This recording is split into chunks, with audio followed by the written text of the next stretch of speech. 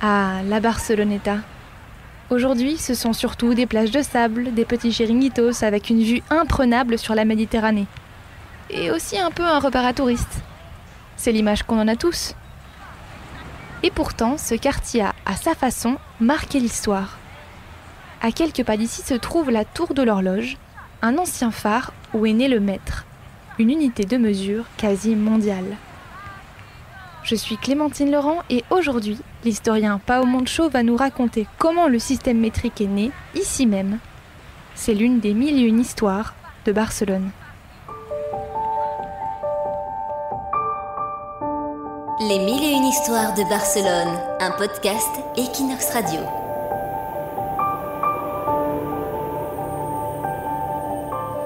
Nous sommes à Paris en 1790. L'Assemblée nationale constituante, qui dirige le pays depuis quelques mois, veut créer une nouvelle unité pour uniformiser tous les poids et mesures du Royaume de France.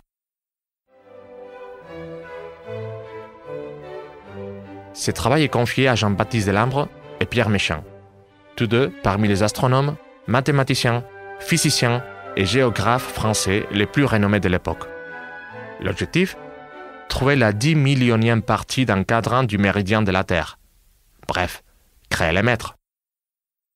Le problème, c'est que pour cela, il faut pouvoir se baser sur une ligne droite allant du pôle Nord à l'équateur, c'est-à-dire un méridien. Mais c'est impossible.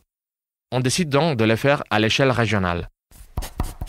On va tracer une ligne imaginaire qui sépare les points les plus éloignés du territoire français. La ligne est coupée en deux. Au niveau de la petite ville de Rodez, dans l'Aveyron, son extrémité nord sera la ville de Dunkerque et sera le travail de Delambre. La partie sud sera la charge de Méchain. Et l'extrémité sud de cette ligne, c'est Barcelone. Et oui, ils font une ville avec la mer pour des mesures réussies. De plus, le projet a vocation à devenir international.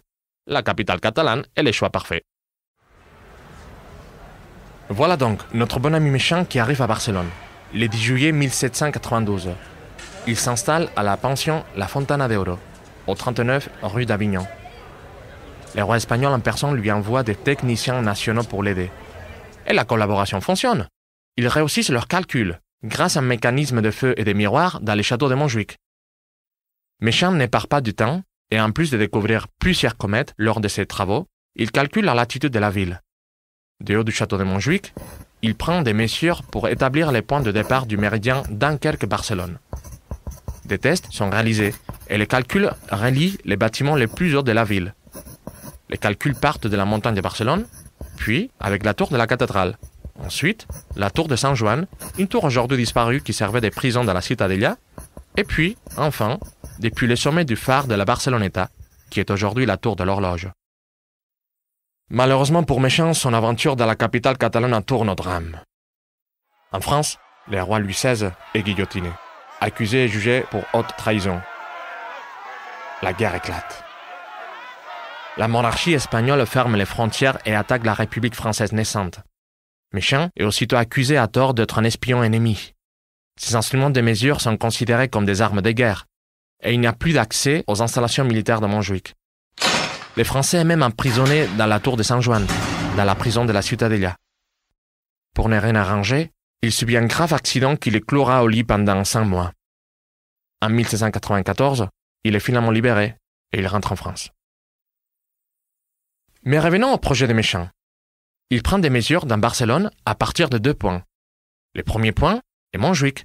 Le second, les toits de la pension où il logeait. Mais le problème, c'est que Méchain se trompe dans ses calculs. Sa honte était telle qu'il n'a jamais révélé son erreur. On dit qu'il a fait une dépression. Et même s'il est retourné en Espagne quelques temps plus tard pour calculer les méridiens de Barcelone à Palma, dans les Baleares, il n'a jamais voulu remettre les pieds à Barcelone. Il s'est tourné vers Castellón pour embarquer vers Majorque, sans passer par Barcelone. Malheureusement, il mourra d'une étrange fièvre, à peine arrivé à Castellón. Certains parlent de la fièvre jaune, et d'autres du paludisme. Peu de temps après, c'est son associé Jean-Baptiste Delambre qui reprend ses travaux. Il corrige l'erreur de son confrère. Les travaux de Méchain à Barcelone sont à la base de la création du système métrique que nous connaissons aujourd'hui. Actuellement, la quasi-totalité de la population mondiale se fie aux calculs mathématiques d'un scientifique français qui a découvert le maître à Barcelone. D'ailleurs, la ville a rendu de petits hommages à Méchain. Dans la tour du château de Montjuïc, une plaque rappelle. De cet endroit, le scientifique Pierre Méchain a fait ses dernières mesures triangulaires qui ont donné naissance au système métrique décimal. Et le second, l'une des rues les plus importantes de la ville, s'appelle Avenue Meridiana, en souvenir du méridien Dunkerque-Barcelone, et qui suit la tracée créée par Méchain il y a maintenant un peu plus de 2 siècles.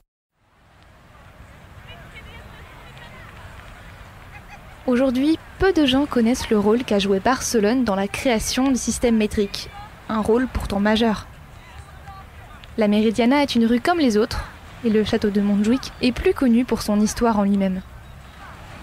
Quant à l'ancien phare de la Barceloneta, où nous nous trouvons aujourd'hui, il est devenu une horloge difficilement accessible aux touristes, au milieu des gigantesques bateaux du port de Barcelone. Les 1001 histoires de Barcelone, un podcast Equinox Radio.